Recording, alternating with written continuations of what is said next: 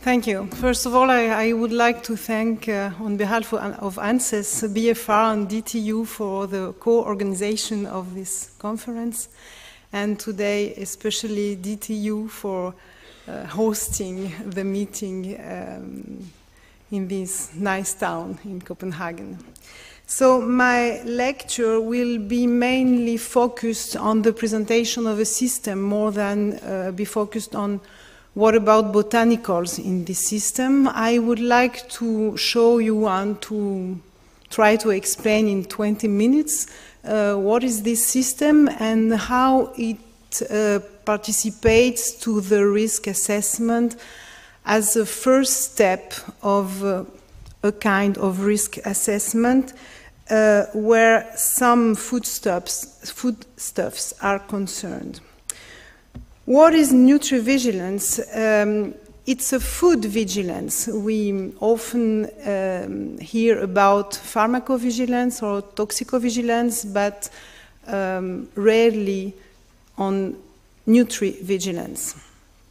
This kind of vigilance is restricted to 4 types of foods. Food supplements. I think you remain what is the definition of the food supplements. It's a particular part of nutrition, of food, as it is taken in some amounts and is not included intuitively in our nutritional, in our behavior. So we eat foods and we never eat some plants as they exist in the nature. We will see that there is the problem of the borderline between drug and food supplement. As we talked about it previously, that there is a border, but in fact some substances are consumed as drug or as supplement. What is the difference? Sometimes is the dose, sometimes not, and mainly the differences are on the target of the product. What is a medical device or food supplement?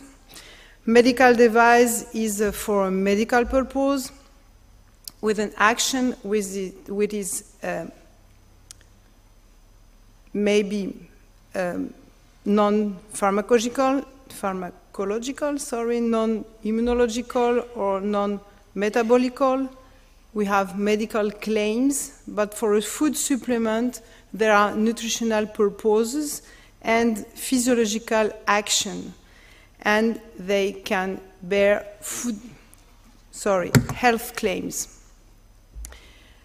It is even restricted to foods to which vitamins and minerals and other substances can be added, and it refers to the regulation for additional vitamins and minerals in foods. We can find even novel foods. You will see that we do not have any declaration on novel foods for the moment. And some foodstuffs intended for particular nutritional uses for some person with digestive process or disturbed metabolism, or in some cases of physiological particular conditions, or for infants and children. What is the background? Why in France we decided in 2009 by a legislation, a national legislation, to start to have Nutrivigilance a part of the pharmacovigilance and the toxicovigilance, because we know that there is a steady increase of the food supplements consumption, because the pharmacological activity of some of the ingredients are contained in this product, even if we are talking about nutrients. Because there are many cases that were already declared in other vigilance systems, but the problem is that even if we had some declarations, these declarations did not lead to a risk assessment. So France wanted to include this kind of vigilance in the risk assessment system before it was separated. In France, we have just a notification for when food supplements are placed on the market. There's no positive list for the moment for substances, for fortified foods, and for some substances we know that there are no safety limits. So the information which can be given by the declaration to ANSES is very useful to follow some effects of some substances on human health. So this started in 2009 in France, and we began with a pilot study, and we are now in a normal process. How does the current system works? We are several actors with us. Even if the declarations are received by ANSES, they are received. No, they are received from even from industry, but mainly, and this is the more useful informations are given by health professionals. Some consumers declare directly, but it's better if consumers declare to health professionals because they are able to choose the useful informations to give us. And we work for the expertise with medical experts, with a working group which is dedicated to the Nutrivigilance, and with our panel in nutrition, which is not specific to Nutrivigilance. We have even a Nutrivigilance steering committee, so we are in touch and we work with the risk manager to get them informed in case of alert. How the current systems works? The first step is the reception of the declaration. We check the completeness of the informations. Afterwards, we work with our experts. Some experts have to work specifically on each dossier, 1, 2, 3, 4 experts. And afterwards, we work in collective expertise with a working group. You will see that we have many, many declarations. We have to choose which declarations have to be followed up, and we have to establish some priorities to go further until the risk assessment and at the end until the opinion. There is a declaration form which is available on the internet, but the problem is that we are trying now in France to inform the medicine, all the health professionals on the existence of this system, because the problem is that we think that many medical doctors mainly do not think about the possibility of adverse effects of supplements with or without botanicals. So when there is an adverse effect which could be linked to the consumption of some supplements or some botanicals or botanical extracts, it's probably we do not have this information. And the more important now is to inform the health professionals of the existence of this system, as they are the main actors of this system. How do we work when we receive the declaration? We work with our experts, and we have to, this is a little technical part, we have to be sure that there is a link between what is declared and the adverse effect which is declared and the substance or the product. In the first steps is to be sure that it is linked to the product. So we have to calculate what we call an intrinsic score, which is based on the fact that there is in the time a link between the consumption and the adverse effect, and that the type of adverse effect can be linked to the product which has been consumed. This is an evidence. And afterwards, we work with the scientific literature or the scientific corpus available on the product or on the substances which have been identified in the product.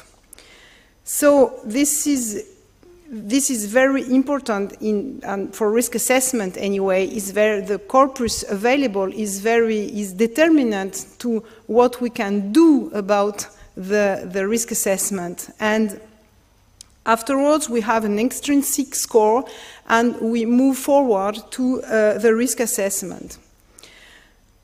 So this is the causality, the first step. So as I said here, which is the intrinsic score, is a causality score where we are working and on how is the evolution suggestive or not, of how this evolution is interpretable or not, and if sometimes there is no evolution, and this is for us a lack of information. So a technique is to know if there is a reintroduction of the product which has been consumed and what are the effects of this reintroduction. So I do not go further in details, but this is to show you that there is a first step which is basically focused on the presumption of the link between the consumption and the side effect, and the type of the effect with a semiological score, of course. And when we cross the chronological score and the semiological score, we move to a score which goes to excluded, which it's really quite rare and very likely. So this scale is very important because we take it into account to establish the priority for which kind of substance we will take into account to go further on a risk assessment, a complete risk assessment. Of course, the available data, scientific available data on the kind of effect, whether this effect has been already reported in the world or not, and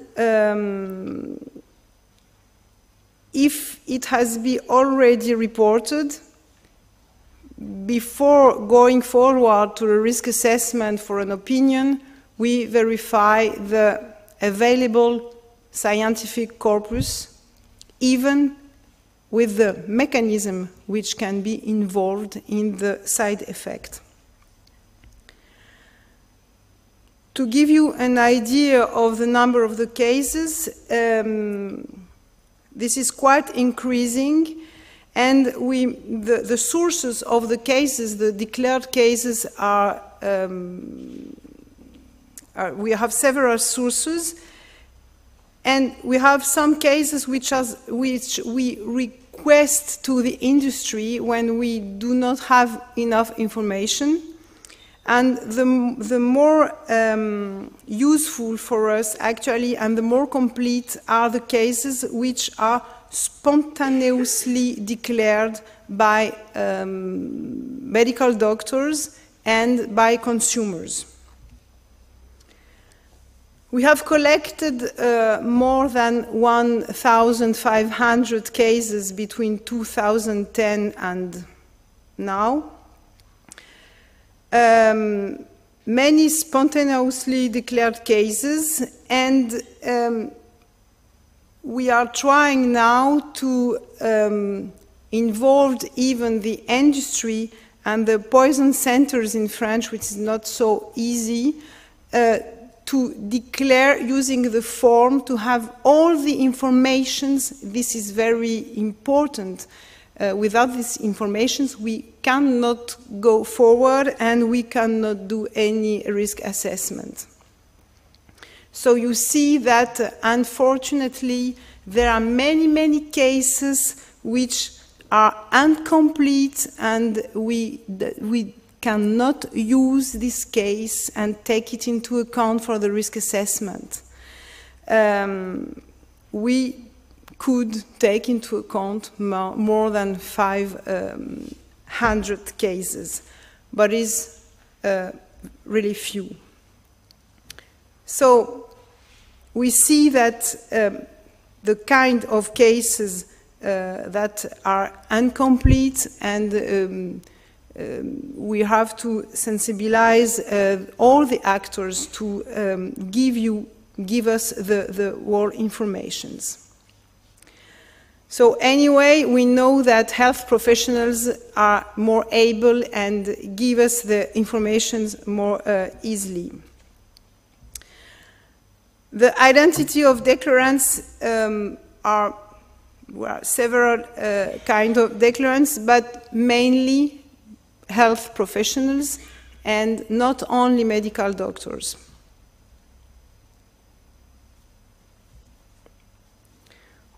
Which kind of products? You see that the food supplements are the more declared, and for the others, less declarations, and for novel foods, 0 declarations. We can probably explain it by the fact that when someone eats a food which contains novel food, he does not know it. This could be a reason. We have many, many types of adverse effects, but the more declared are the effects, the food supplements which target slimming, hair, and anti-cholesterol mainly.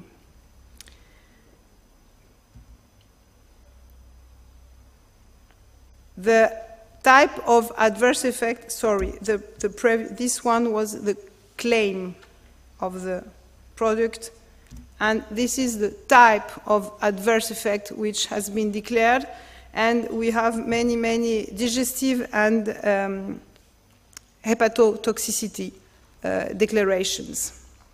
But you can see that there are several kinds of adverse effects. 120 severe cases. We consider in France that a severe case is a case where someone cannot work during more than 1, 2, or 3 days, and when he goes to the hospital for an emergency. So it is a quite administrative definition, and we are trying now to find a more physiological and pathophysiological definition, which will be more adapted. Even the causality, as I showed you, that we calculate something like a probability to be the adverse effect to be linked to the consumption, and for most of them are likely. So afterwards, we do a prioritization, establish a priority to go further to the opinion. Some botanicals effects, some botanicals are responsible for some adverse effects, with 350 botanicals which has been declared to be responsible for adverse effects as ingredients, not only as products. And the botanicals are involved, and in 653 cases on the 1,500 declared. This is the top 10, just for your information, of the botanicals which have been declared. So you can find some well-known botanicals.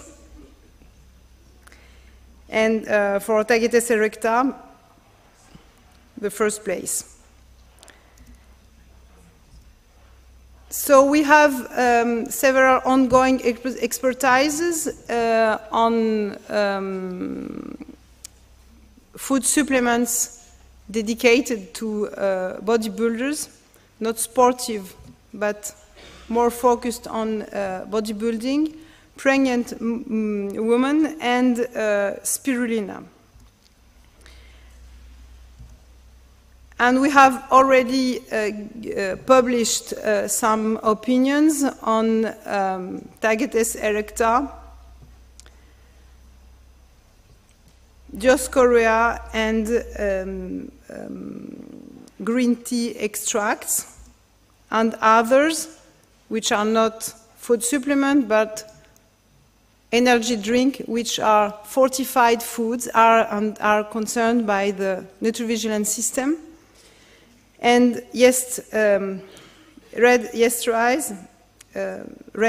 rice, and citrus aurantium. So the system is focused and takes into account the severity, the causality, and the number of declarations. And when we take these factors into account, we decide or not to go further and to start a complete risk assessment. And there is now a Nutrivigilance network which can play a role for sharing information, and which could be really, really very useful to have more complete information and more information, even in number, about the adverse effects which could be linked to the consumption of some mainly food supplements and fortified foods. Thank you very much.